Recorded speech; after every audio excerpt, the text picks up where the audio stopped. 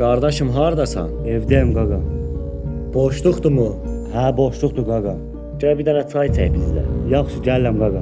Mən də evdə təkəm. Neçə dəqiqə burdasan? 20 dəqiqə oradayam. Gözləyirəm gəl. Yaxşı qaqa.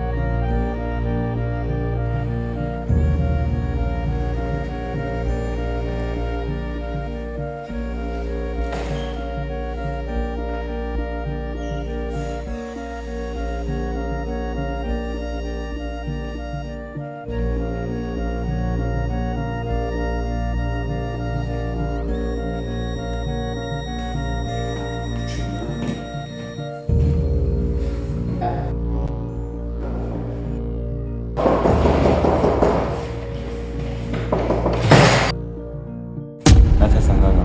Sən nə şey çəkirsən qaqa? Qapı açıq idi. Heç nə qalacaq.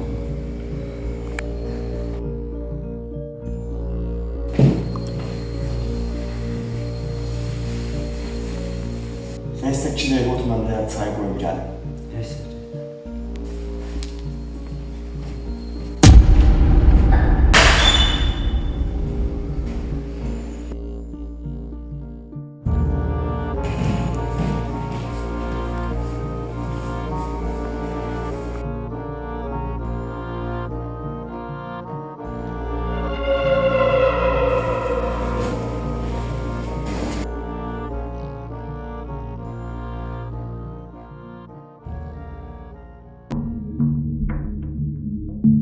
Qaqa, mən çay içəcəm, istərsən qof ver. Fərqi yoxdur qaqa. Sən hardan çıxdın qaqa? Qapı açıq. Yaxşı get otur gəlirəm.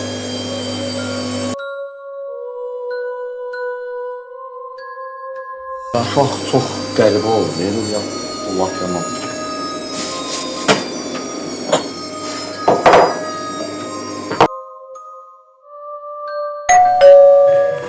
Gəldim.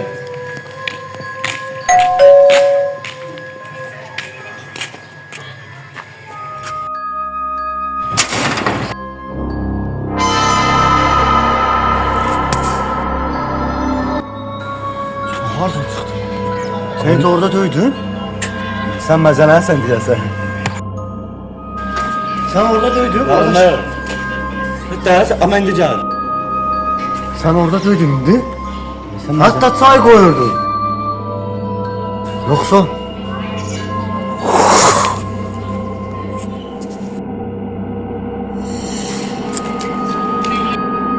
Nə oldu? Nə oldu sən?